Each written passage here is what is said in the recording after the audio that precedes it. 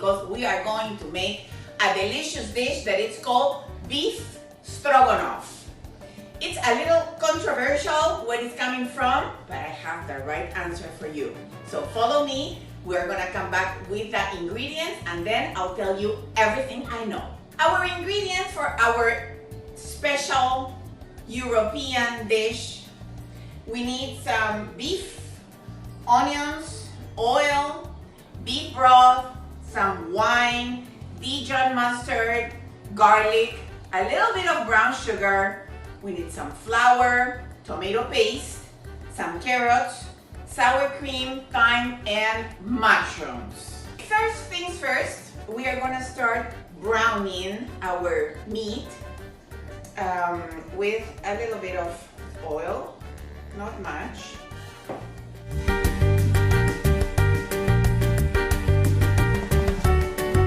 My pot, as you can see, it's not overcrowded, and we are looking for these delicious brown marks, right? Because that is what is going to give us all the flavor. My meat, it's already brown and it's in here, right? So I put it aside. So this is all protein from the meat, and I am going to add a little bit of oil because now it's time to saute my onions. And I am gonna do it exactly in here. What we are looking is to caramelize the onions. So take your time to do it properly, once again, because if the onions are properly cooked, you're gonna have a super yummy and tasty, a very digestible stew, right? I want to share a little bit of this stew while my onions are caramelizing in here with all of these fond from the meat. I have something that I really would like to share with you. There's some controversy about this dish, right? Some people said that it's beef stroganoff, okay? But actually it is called beef Stroganov, okay? So Stroganov. According to Larousse Gastronomic Bible, what we are cooking, recreating in here, this is the original recipe.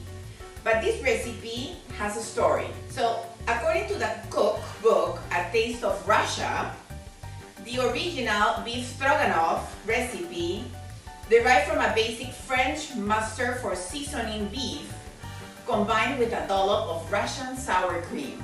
So the accepted history of beef stroganoff is that a French chef, Charles Brewer, who worked for a wealthy St. Petersburg family, created the dish for a cooking contest in 1891. And he named this prize-winning dish for his employee, or his employer actually, the Count Pavel Alexandrovich Stroganov. So there you have it.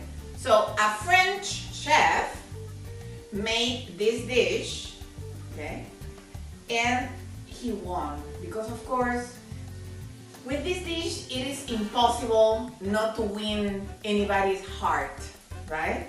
It is super delicious. It is, you know, like not rocket science. It's a stew that you make with love, right? So while we are halfway caramelizing our onions here, I am going to add my thyme because I really want my thyme to develop all of its flavors and aromas, you know? And now I am going to add my garlic. When do you stop cooking your garlic? Do you know? Well, you stop when you start smelling the delicious aroma of the garlic. Okay, now we have our mushrooms, okay, that I have ordered for 6 or 8, you know. Do not buy them already sliced, honestly. Take your time to have, you know, like decent pieces of mushroom. So then they will be a little bit more firm and they will add a lot of yumminess, okay? Do not worry. I know it looks like a lot, but this is gonna reduce because mushrooms have a lot of water, right? And now here I am going to incorporate my tomato paste.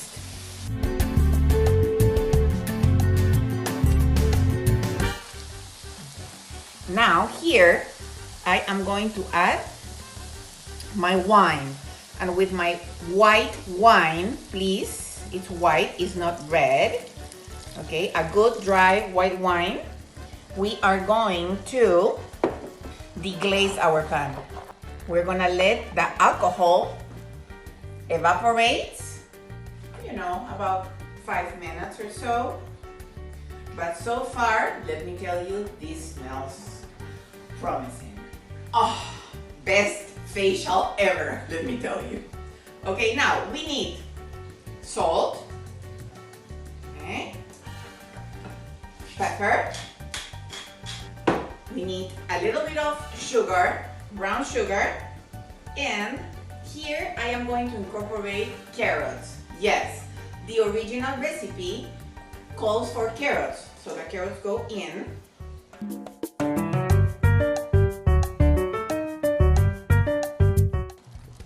Could you imagine the flavor? And here, okay, I am going to add my beef broth. Because there's nothing like a beef Stroganov, very saucy, right? How do you serve it? How do you eat it? It is served with a good pasta. What kind of pasta? Pappardelle. It could be a good fettuccine, or a very yummy, creamy, delicious mashed potatoes, right? This is going to come to a boil, okay?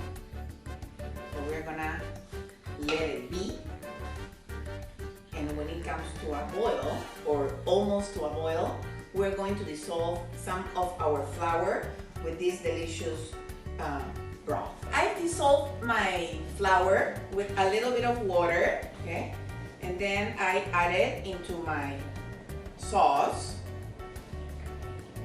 Why am I doing that at this stage?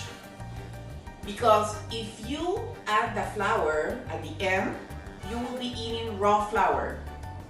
So the flour needs time to cook. And this is a stew that is gonna need to cook for a couple of hours, more or less. So, and you don't need a lot. Okay, now I am going to add back my meat, okay, with juice and everything. And I am going to add a little bit more of salt, okay, and some more pepper. I am going to cover this, okay, and then I am going to lower the temperature to minimum, and I am going to simmer it for a couple of hours because we want this meat to be super tender and soft that will practically melt in your mouth, right? That's what we're looking for. This, my friends, please, we need to do this, right? Okay, now my stew is almost done. My beef stroganoff, okay, my Dijon mustard goes in, and my sour cream.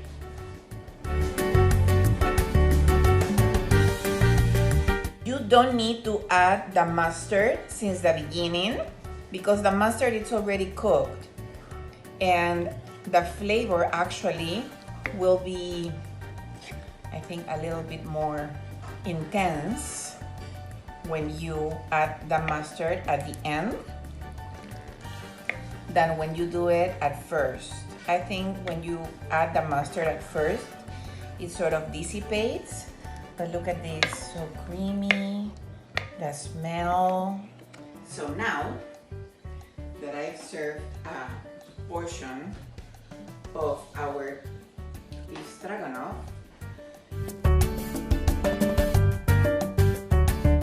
once again, if you want, you can totally serve these over a bed of pasta or mashed potatoes.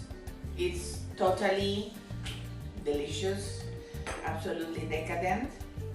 And now I would like to taste it. When you cook something like this, that it's full of layers and layers and layers and layers, when you eat it, you can actually feel different flavors, different layers. I mean, it's so full of flavors, right? Flavors like what? You can have, you feel totally a little bit of the wine, you know? You have the acidity there, you have a little bit of the tomato paste, you have the onions, the garlic, the meat. You can feel, you know, the browning of the meat, that it's so full of everything, you know, yumminess, right? I think that this dish, honestly, it's a dish worth to make when you have plenty of time, maybe during a weekend.